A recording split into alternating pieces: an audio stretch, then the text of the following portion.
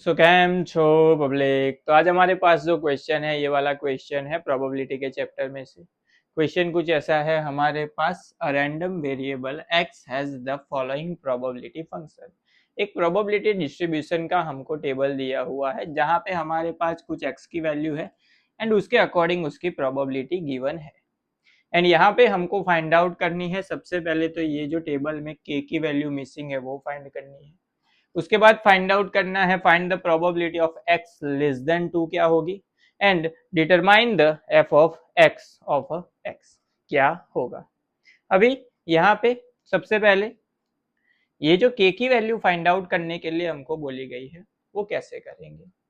हमको पता है किसी भी प्रोबेबिलिटी डिस्ट्रीब्यूशन के टेबल में जो टोटल प्रोबेबिलिटी होती है सभी का सम जो होता है वो ऑलवेज क्या होता है, 1 होता है। तो उसका हम यहाँ पे यूज कर सकते हैं, यानी कि हम यहाँ पे लिख सकते हैं फर्स्ट क्वेश्चन में summation of probability of x that is equal to always क्या होना चाहिए, 1 होना चाहिए। यानी कि ये जो प्रोबेबिलिटीज गिवन है उसका अगर हम सम करें तो क्या मिलेगा, 1 मिलेगा। तो सम कर लेते हैं। So 0.1 plus K plus 0.2 plus 2k plus 0.3 plus 3k is equal to क्या होना चाहिए, 1 होना चाहिए। इसको सिंप्लीफाई कर लो। सो 0.1 प्लस 0.2 प्लस 0.3 क्या होगा, 0.6 होगा, plus k plus 2k plus 3k total कितना होगा, 6k इज इक्वल टू 1। ये वैल्यू इस साइड प्लस है, सामने जाएगी तो माइनस होगी। So 6k is equal to 1 minus 0.6 क्या बचेगा, 0.4। 0.4 मतलब क्या लिख सकते हैं, 4/10 लिख सकते हैं। ये यहाँ पे मल्टीपल में सामने जाएगा तो डिवीजन में, तो k इज इक्वल टू क्या होगा, 4/6 इंटू 10 होगा। यहाँ पे 2 इंटू 2 से डिवाइड करेंगे तो 3, इसको 2 से डिवाइड करेंगे तो 5। ऊपर क्या बचा, कुछ नहीं बचा तो 1, नीचे 5 3 जा 15। तो आंसर हुआ 1/15, यानी कि k की वैल्यू जो हमको मिली वो क्या मिली, 1/15। अभी 1/15 को हम नॉर्मली इस तरीके से नहीं लिख सकते, तो हम क्या करेंगे, ये जो सभी पॉइंट में वैल्यू है उसको फ्रैक्शन में कन्वर्ट करेंगे। क्यों, क्योंकि हमको ऐड करने में क्या होगा, आसान होगा उसकी वजह से। तो यहाँ पे 0.1 मतलब क्या लिख सकते हैं, 1/10 लिख सकते हैं। k की वैल्यू क्या मिली, 1/15 मिली, तो यहाँ पे लिख लेते हैं 1/15। 0.2 मतलब 2/10 लिख सकते हैं। यहाँ पे 2 इंटू के तो 2 इंटू 15 लिख सकते हैं, 2/15 सॉरी। 0.3 मतलब 3/10 लिख सकते हैं एंड 3 इंटू के मतलब 3/15 लिख सकते हैं। ये मिल गई हमको हमारी प्रोबेबिलिटी का टेबल फाइनल, जो हमको फाइंड आउट करने के लिए बोला गया था फर्स्ट क्वेश्चन में। उसके बाद सेकंड क्वेश्चन क्या है, तो सेकंड क्वेश्चन में हमको फाइंड आउट करनी है probability of x less than 2। यानी कि लेस देन 2 से जितनी भी प्रोबेबिलिटी है उन सभी को क्या करना है, प्लस करना है। कौन सी होगी, 1/10 लेस देन 2 है, मतलब ये वाली काउंट नहीं होगी, बाकी सबका प्लस। यानी कि सबसे पहले आएगी 1/10 प्लस क्या आएगा, 1/15 प्लस 2/10 प्लस 2/15 लिख सकते हैं। एलसीएम ले लेते हैं, 15 एंड 10 एलसीएम क्या होगा, 30। सो नीचे आ जाएगा 30। यहाँ पे इसको 30 करना है तो ऊपर किससे मल्टीप्लाई करना पड़ेगा, 3 से, तो ऊपर आएगा 3 प्लस इसका 30 करना है तो 2 से मल्टीप्लाई करना पड़ेगा तो ऊपर क्या आएगा, 2 प्लस यहाँ पे इसका 30 करना है तो ऊपर किससे मल्टीप्लाई करना पड़ेगा, 3 से। 3 से मल्टीप्लाई करोगे तो 2 क्या हो जाएगा, 6।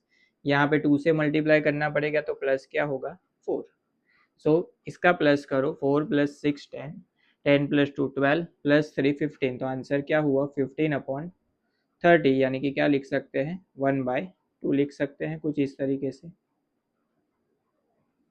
यानी कि probability of x less than 2 वो क्या मिली हमको, 1/2 मिली।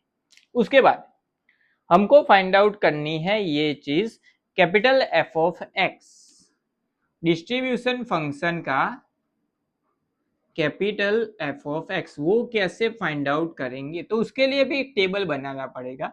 तो हमने यहाँ पे ही इसी टेबल में एक टेबल लिखा हुआ है जहां पे हम ले लेते हैं कैपिटल एफ ऑफ एक्स की वैल्यू।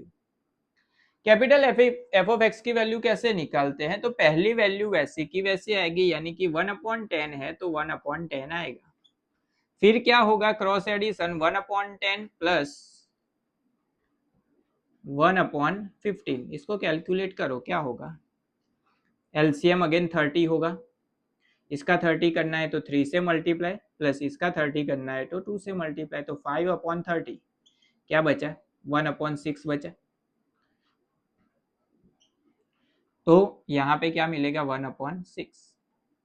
वापस 1/6 प्लस क्या होगा 2/10, अभी 2/10 मतलब क्या लिख सकते हैं 1/5, सो 1/6 प्लस 1/5, इन दोनों का क्या किया प्लस। एलसीएम अगेन क्या होगा 30, सो 6 + 5 आएगा ऊपर, सो 11/30 मिलेगा, यानी कि यहाँ पे क्या मिला 11/30। वापस इन दोनों को प्लस करो, सो 11/30 प्लस 2/15, तो 30 एलसीएम है तो 11 की जगह पे 11, इसको 2 से मल्टीप्लाई करना पड़ेगा तो क्या हो जाएगा 4 हो जाएगा, सो 15/30 होगा। आंसर क्या होगा 1/2, सो यहाँ पे क्या होगा कैपिटल एफ ऑफ एक्स 1/2 होगा।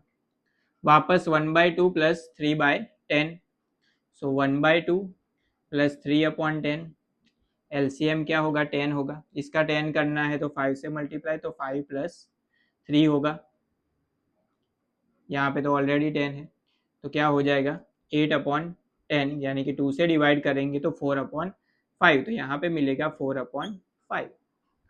यहाँ पे 3/15 है, 3 से डिवाइड करेंगे तो 1/5 होगा, इन दोनों को प्लस करें तो 4/5 प्लस 1/5, तो ये होगा 5/5, आंसर क्या मिला 1। तो ये चीज याद रखनी है कि कैपिटल एफ ऑफ एक्स में लास्ट में जो वैल्यू मिलती है वो ऑलवेज क्या होनी चाहिए 1 होनी चाहिए, 1 से बड़ी भी नहीं होनी चाहिए, 1 से छोटी भी नहीं होनी चाहिए, तो ही आपका जो टेबल है प्रोबेबिलिटी डिस्ट्रीब्यूशन का वो कैसा होगा, सही होगा। तो ये हो गए हमारे तीनों आंसर।